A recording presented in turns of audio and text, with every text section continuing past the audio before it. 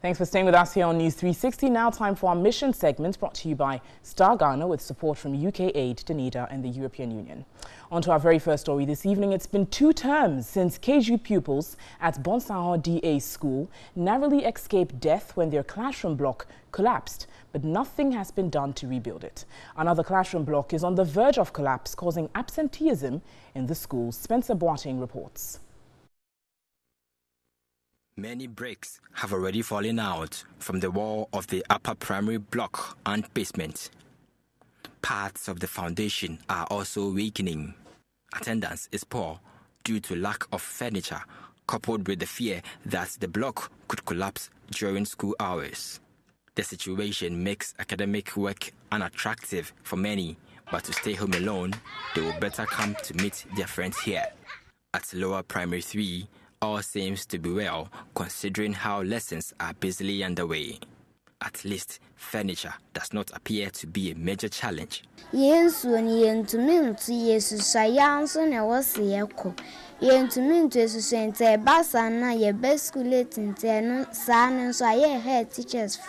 the time the missions team visited in the beginning of the 2017-2018 academic year, a 2-classroom block had already collapsed one early morning before school hours.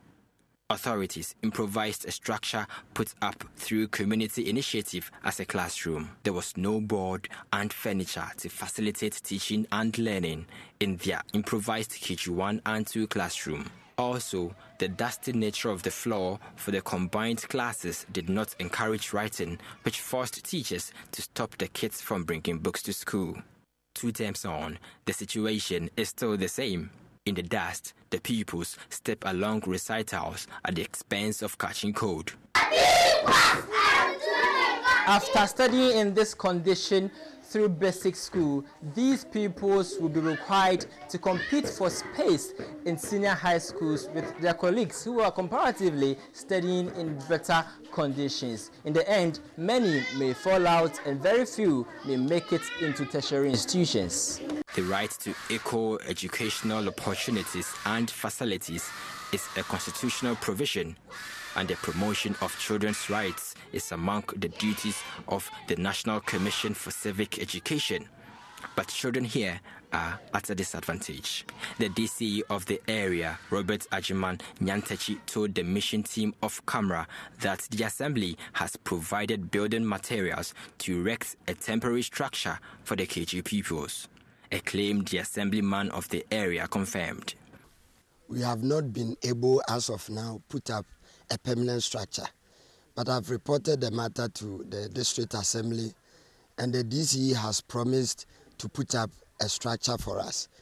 So they have come out with some materials for us to put up a temporary structure to house the children to promote academic work.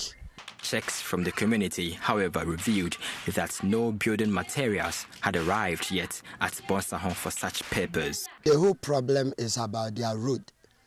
Because of the inaccessibility of the road, if you want to bring materials to come and put up the building, that has been a problem. So what now, we plan of doing something like that, but we were not able to do it because of the roads. Although the location of the materials remains unclear, the assemblyman is hopeful the structure would be raised by the end of the term. It is true we are in the 2nd term and we have not been able to put up the structure, but we are promising by the end of the term we would have put up a temporary structure for the kids. Upon further questions, he added that the DCE recently assessed the situation and he is hopeful that the structure would be put up in a month's time. Now, the DCE has delegated his aide to come and look at the situation, and I am hopeful that for now that he himself has come to see the situation, things will turn around. In just a month's time, things will turn around. However, the whereabouts of the materials remain unknown. Further attempts to seek clarification from the DCE proved unfruitful. In another development, water is a major challenge to education in the area. During lessons, some pupils come here to fetch water for the school at the expense of their lessons. After school, pupils cover several miles to get water for domestic activities, a case they say hinders them from doing their homework. But after TV3 reported about the situation in November 2017, a former MP aspirant, David Fondi, has intervened by constructing a borehole for the community. When completed, this borehole would provide water for the over 700 residents of Bonsaho. The people are happy, but their prayer is that this will not be a 9-day wonder. Representatives of the former MP aspirant told the mission team the move formed part of his campaign promises, and although he lost the elections, he's still attracted to the plight of the people. We pledged that even if we were not able to come to whatever that we were expecting, at least the pledge that we made, we will be in a position to maybe help the community.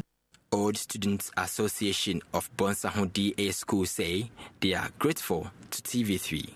By the help of TV3, our problems has been exposed to the government, and by the help of some devoted personalities like Vondi, Bonsaho executive members, we are seeing improvement in the life of Bonsaho.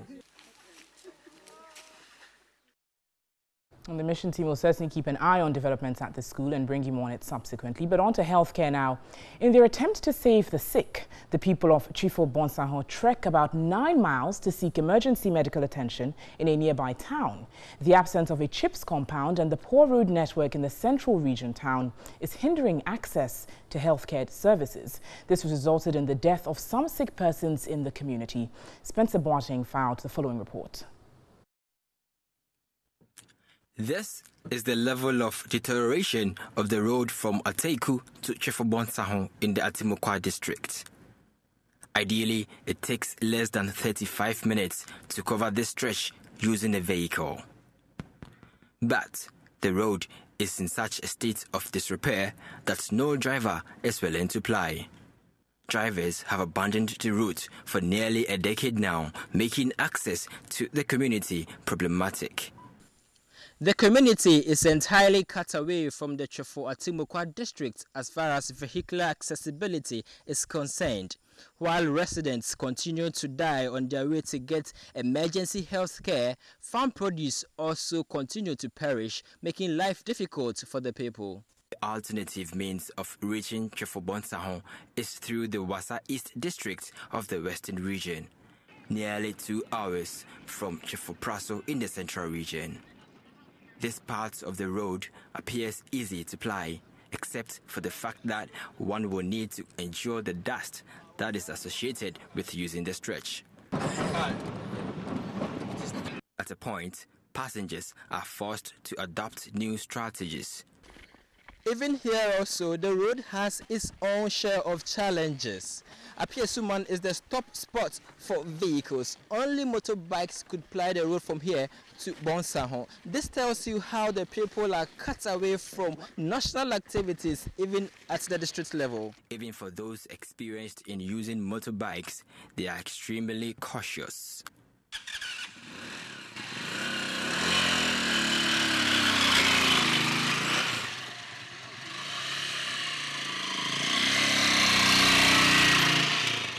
In 2017, 10, including 6 pregnant women, died on this road while they were being rushed to Ateku to access emergency healthcare services. Secretary of the Chief of Bonsaho, Kwame Tim, alleged that the road was contracted to a firm, but the construction of the road never materialized. This road has even been approved and even been contracted. Even we heard from the radio and even from the news and then papers that the road has been constructed about 6 to 7 years ago, but it wasn't true like that. The latest death was recorded in December. There was no transport, so a patient died. Children and women are the most vulnerable. We are dying because of this road. When someone falls sick, we will try and try and try, we won't reach anywhere. Then he passed away. Our pregnant woman, the same thing. Our small child, in fact, when sometimes they have been attacked by convulsion, We try and try and try. We won't reach anywhere. The child passed away. The Sustainable Development Goal 3 aims at achieving universal health coverage, including access to quality, essential health care by 2030. However, the lack of a health facility at Bonsaho and its environs is a setback. They are calling on the First Lady, Rebecca Akufo-Addo, to assist them to get a health facility to reduce the occurrences of unfortunate deaths. We have heard of what she has done recently at the Componenti Teaching Hospital. So we are appealing to her to come and assist us immediately without delay. Chief Bonsaho is not on the national grid, so access to telecommunication is a luxury for the nearly 800 residents. The only access to telephone to arrange for a motorbike from Apisuman when the sick is in a critical condition is this Pentecost church in the community.